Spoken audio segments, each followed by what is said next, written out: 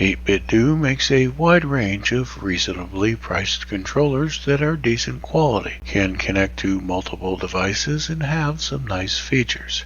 In today's video, I present you with my review on the Pro 3, an almost perfect controller.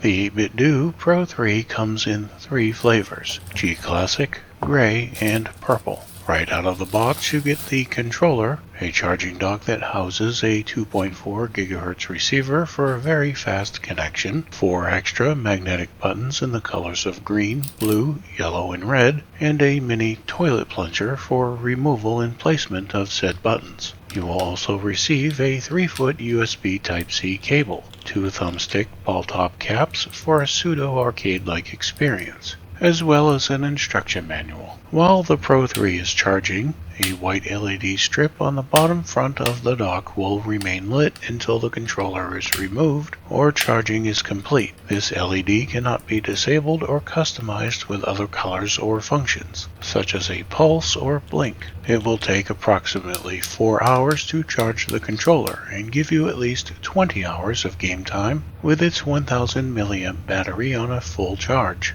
Once removed from the dock, the Pro 3 will automatically reconnect almost instantly, nearly obliterating any wait time. Something that I feel 8BitDo should have implemented with the Pro 3 is allowing people to have access to the battery compartment, as with previous controllers. It would have been nice to swap out a couple of rechargeable AA's when the battery is fully depleted instead of having to wait on a recharge. It would have also been cool if 8BitDo gave us a battery percentage indicator. As of right now, there is no way to know the charge level. When connecting to Windows with the 2.4 GHz receiver, you can do this in 2 ways. Either by plugging the receiver into your PC through a USB Type-C port, or leaving it plugged into the dock and running a USB Type-C cable from the dock to your PC. You can also connect to the Nintendo Switch and Android and Apple devices as well via Bluetooth. Speaking of the Switch, the Pro 3 can in fact wake it up from sleep mode. Simply press start and shake your controller. As far as I understand, it cannot wake up the Switch 2. The Pro 3 is a very solid controller that is well built and simply feels like a premium product. It fits in the hands comfortably enough and stays rigid when applying slight flex, without any sign of shifting or bending plastic. On the back is a visible texture, something I imagine that will assist with grip. The tactile D-pad and TMR thumbsticks are very precise when it comes to in-game movement and menu navigation, reacting to your inputs with a high level of responsiveness which is very noticeable and highly satisfying, giving you a definite edge over traditional controllers. The Hall effect triggers feel very clean and smooth when pressing down, and the hair trigger switches on the back of the controller are nothing short of fine-tuned precision, enabling rapid bursts of fire at a moment's notice without issue. This is perhaps my favorite feature of this controller. It's really nice to not have to press the trigger all the way down, and feels like you have a sense of deeper control with your playstyle. On the back of the controller are 2 easily accessible programmable paddles known as the PL and PR buttons, and on the top of the controller you will also find 2 tactile-like small square programmable buttons, L4 and R4, located right next to the L and R buttons. Between the thumbsticks you will find the profile button, which activates or deactivates specific saved profile macros and or assigned button functions which can be created in the 8BitDo Ultimate software for PC. You can save up to 3 profiles to the Pro 3 at a time. When a profile is active, 1 to 3 white LEDs will be lit, each representing the slot a profile is saved to. To the left of the left thumbstick is the start button, also known as the turbo button. Enabling this is as easy as pressing and holding a specific button you wish to set turbo functionality to, then pressing the start button and releasing it. You can also set a button to automatically execute turbo functionality simply by pressing the start button twice when assigning turbo to a specific button. In this mode, there is no need to press the button it is assigned to, but if you do, turbo will cease until you release that button. This would be a great way to camp out in an online game that's known to disconnect players due to inactivity, like Fallout 76 during Foshnot Day. Simply plug in the controller and there you go. When using the Pro 3 in Bluetooth mode, accessing the star button will not work. You will need to create a profile in the 8BitDo Ultimate software. Choose a button to act as the star button and save said profile to one of 3 slots on the controller. While connected via the 2.4 GHz receiver or the USB Type-C cable, this is not necessary. To disable turbo, simply perform the same button presses which enabled it. Using a profile on the Nintendo Switch is a great way to be able to use turbo functionality. Normally, the star button acts as the capture button on the Switch controller, but this method will help you get around this. Something to be aware of when using turbo. There is a ring of light around the heart button which will blink rapidly that can possibly affect those with epilepsy or those who are photosensitive. It would be nice if we had an option to disable it or make it stay solid in the software. To the right of the right thumbstick is the heart button. This button will normally function as a home button, enabling you to return to a home screen or open a menu. The 4 removable face buttons are rather clickety-clackety, rickety-rackety, something that may or may not bother people. If you have a significant other who can't stand noise, I recommend not using the Pro 3 around them. Otherwise, that $70 controller could end up as a $2 controller by the end of the night. You may also end up without hugsies and kissies before bedtime.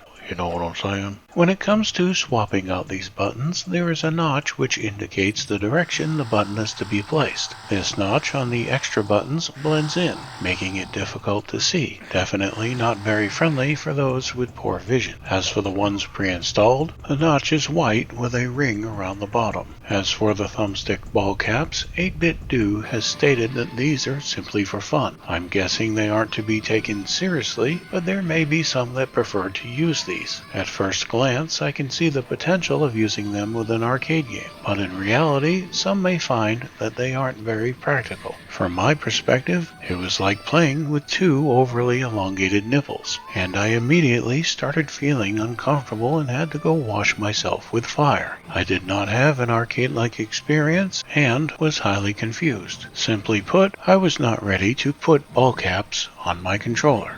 Moving on, regarding connectivity features that aren't mentioned in the manual or displayed on the box. Come to think of it, there's quite a bit not mentioned actually. It is possible to connect the Pro 3 to a PlayStation 3 or 4 when using the Mayflash Magic S Pro 2, a USB wireless adapter with Bluetooth connectivity which can be used to connect controllers to consoles they are not typically designed for. This is a huge plus for me considering how great this controller performs, and that I get to use turbo. However, as previously mentioned, while in Bluetooth mode, you will have to create a profile in the 8BitDo Ultimate software in order to use turbo button functionality. Here's a quick rundown on how to use the software for creating a profile that enables the star button in Bluetooth mode. Click on Create New Profile. Be sure that when naming this profile, you don't use any spaces. Then assign your new profile to one of 3 open slots available. Click on the newly created profile and on the next screen, select the star button. Now choose which button you wish to designate turbo functionality to. I like to keep it simple and leave the star button as turbo. Now you can disconnect your controller, but before connecting, high force shut down the controller by pressing and holding the start button for 8 seconds. Then turn it back on and connect. I do this to ensure that the controller makes a clean connection. Think of it as clearing cache on a PC. As for the other functions of the software, there are a wide range of options involving creating macros, thumbstick, D-pad, and trigger swapping, adjustment of the thumbstick dead zone, and the sensitivity of trigger pressure, and even lowering or raising vibration levels if you so choose. On a final note, be aware that if you order the Purple Pro 3, it will not look like the same controller as advertised or in review videos you may have watched. It is more of a mix between dark plum and a watered down purple color. Lighting plays a big role here. White LEDs will make this thing look more purple than it is, and for what's seen in advertisements, those are created images from a graphics program. Even in bright sunlight, this thing isn't vibrant purple. Well, I believe I've covered just about everything with the Pro 3, at least that I can think of at the moment anyway. If I've missed something, my apologies. I tried, Ma. I hope this review has been helpful and leads you to making an informative purchasing decision regarding the 8BitDo Pro 3. This is quite the remarkable controller, with a crap ton of positive aspects that make it shine in a world of controllers that are less than subpar. Being able to connect to multiple devices in several ways is rather nice. Having a dock that you didn't have to purchase separately is a huge deal, and being able to customize the Pro 3 with magnetic swappable buttons is downright awesome. But the best thing going for me out of all of this is that I get to play with a mini toilet plunger, and that, my friend, is nothing short of awesomeness wrapped in bacon.